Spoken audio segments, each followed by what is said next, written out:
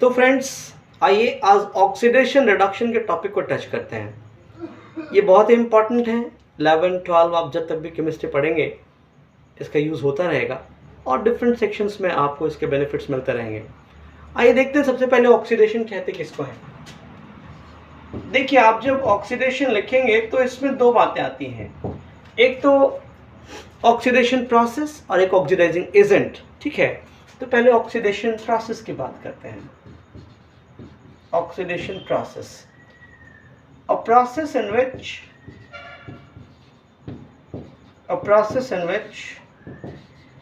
loss of electron takes place.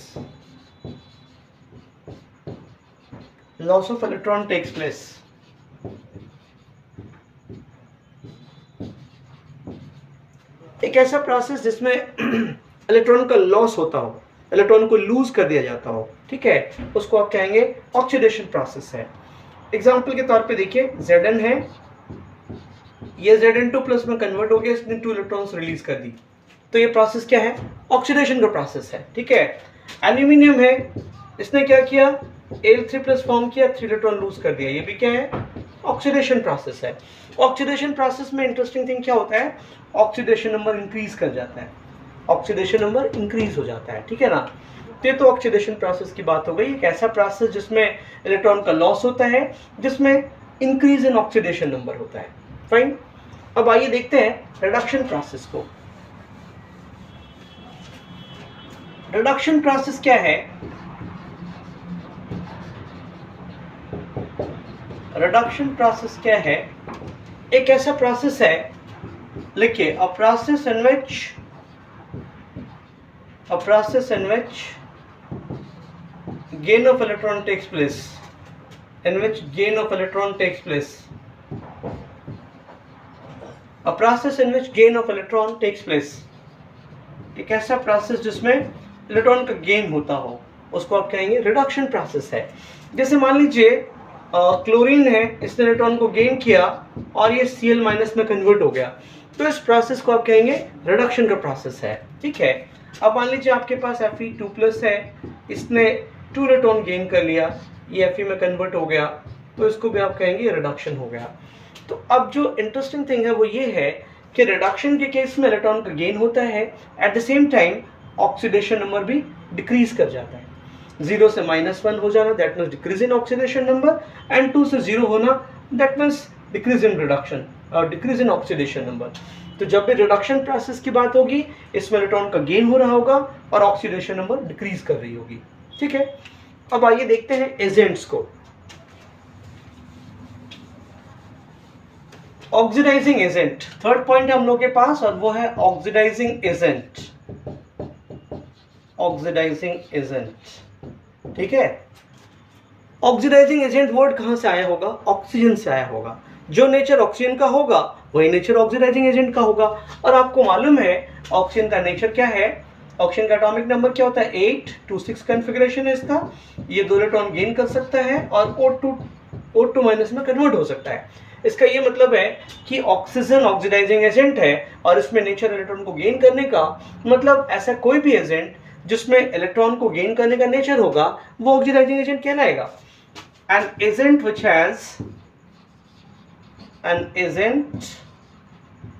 which has the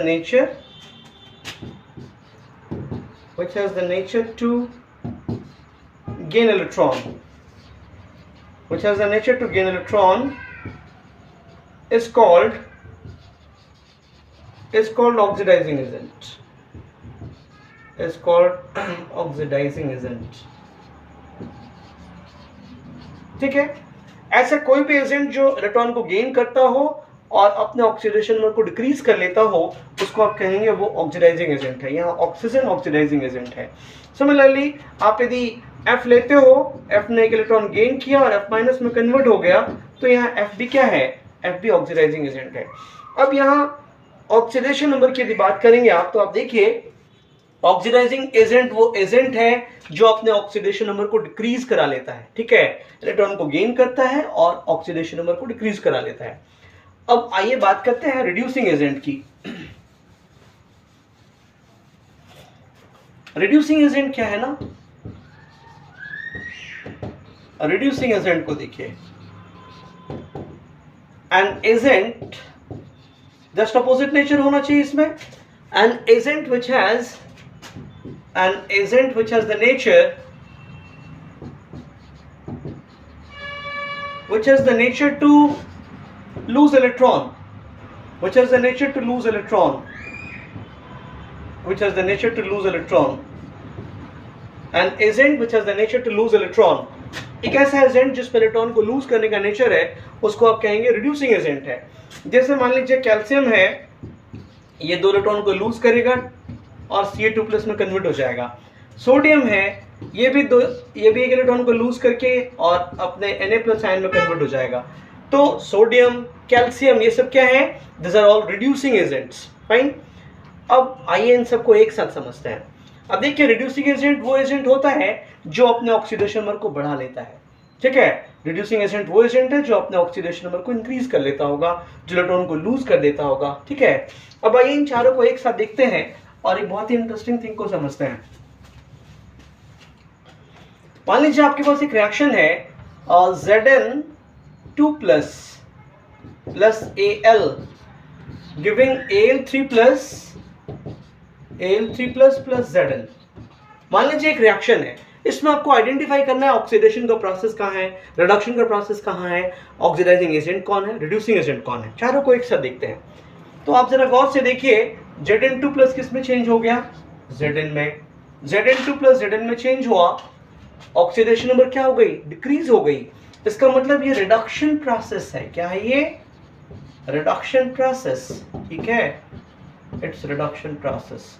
लेकिन aluminium Al3+ में convert हुआ, यहाँ क्या हुआ? ये ऑक्सीडेशन नंबर इंक्रीज हो गई। इसका मतलब क्या हो गया? ये ऑक्सीडेशन प्रोसेस हो गया। It is oxidation process.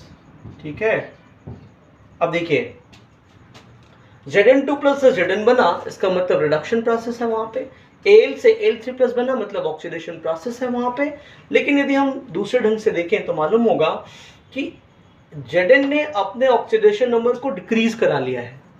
Zn ने अपने ऑक्सीडेशन नंबर को डिक्रीज करा लिया है, मतलब Zn2+ क्या है? Zn2+ ऑक्सीडाइजिंग एजेंट है, ऑक्सीडाइजिंग एजेंट है। ठीक है ना, Zn2+ क्या है? ऑक्सीडाइजिंग एजेंट है। और एल्यूमिनियम ने अपने ऑक्सीडेशन नंबर को इंक्रीज करा लिया है, मतलब एल्यूमिनियम क्या है? एल्यूमिनियम जो है वो रिड्यूसिंग एजेंट है। तो आप देखिए कितना बढ़िया है। रिडक्शन प्रोसेस में जो इन्वॉल्व है वो खुद क्या है? Oxidising agent. मतलब आप कह सकते हैं कि ऑक्सीडाइजिंग एजेंट रिडक्शन प्रोसेस में इन्वॉल्व होता है, और जहां ऑक्सीडेशन हो रहा है वो एजेंट क्या है? रिड्यूसिंग एजेंट है। मतलब रिड्यूसिंग एजेंट का ऑक्सीडेशन होता है। जस्ट चीजें ऑपोजिट मैनर में आपको लेनी होती हैं। रिडक्शन प्रोसेस, रिडक्शन में जो इन्वॉल्व है वो खुद ऑक्सीडाइजिंग एजेंट है। ऑक्सीडाइजिंग एजेंट का रिडक्शन होता है और रिड्यूसिंग एजेंट का ऑक्सीडेशन होता है। ठीक है, तो ये जो 4 पॉइंट्स आपने पढ़ा वो चारों के चारों यहाँ एक साथ देखा आपने। ठीक है, बहुत ही सिंपल है। अब भाई एक और इंटरेस्टिंग थिंग को देखते हैं। वो इंटरेस्टिंग थिंग ये है कि कोई भी कंपाउंड ऑक्सीडाइजिंग एजेंट की तरह क्यों काम करेगा या रिड्यूसिंग एजेंट की तरह क्यों वर्क करेगा, और दोनों की तरह कब वर्क करेगा। अब जैसे मान लीजिए आपके पास एक कंपाउंड है H2SO4। ठीक है, एक कंपाउंड H2SO4, इसमें क्या नेचर होगा? ऑक्सीडाइजिंग एजेंट का नेचर होगा, रिड्यूसिंग एजेंट का नेचर होगा, दोनों ही नेचर होगा। उसको देखते हैं, इन दोनों ही कंपाउंड्स को देखते हैं एक साथ, तो समझ में आ जाएगी बात है। यहाँ पे सल्फर का ऑक्सीडेशन नंबर निकालिए, क्या होगा बोलिए? +1 × 2 + x + -2 × 4 = 0। ठीक है ना, 2 + x - 8 = 0, x - 6 = 0, x = +6। ठीक है, सेकेंड वाले पे आइए। H2SO3 है, +1 × 2, हाइड्रोजन का +1 चार्ज होता है ना, सल्फर का क्या हो गया? x, ऑक्सीजन का क्या चार्ज होगा? -2, और × 3 = 0। इसको सॉल्व करोगे, 2 + x - 6 = 0, x - 4 is 0, x = +4। अब देखिए, इन दो कंपाउंड्स के अंदर हम लोगों ने जो सल्फर प्रेजेंट है उसके ऑक्सीडेशन में उसको फाइंड किया। एक में +6 मिला, एक में +4 मिला। अब जो मेन थिंग है, आइए उसको समझते हैं। जो मेन थिंग है वो ये है कि यदि हम सल्फर की बात करें तो सल्फर का एटॉमिक नंबर 16 है, कॉन्फ़िगरेशन क्या है?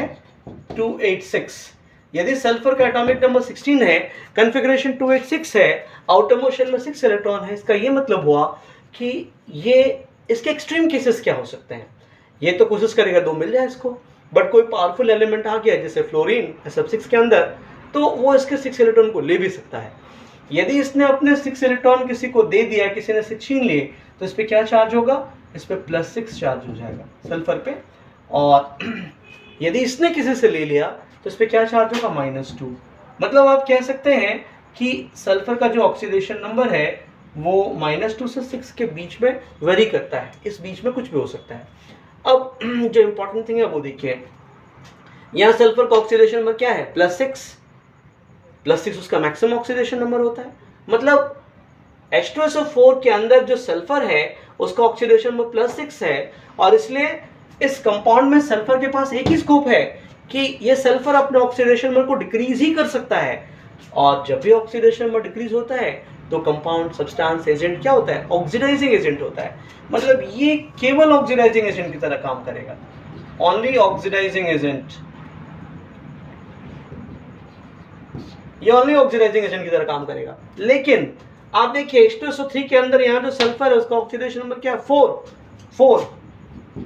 मतलब इस सल्फर के पास दोनों स्कोप है, ये अपना ऑक्सीडेशन नंबर इंक्रीज भी कर सकता है, डिक्रीज भी कर सकता है।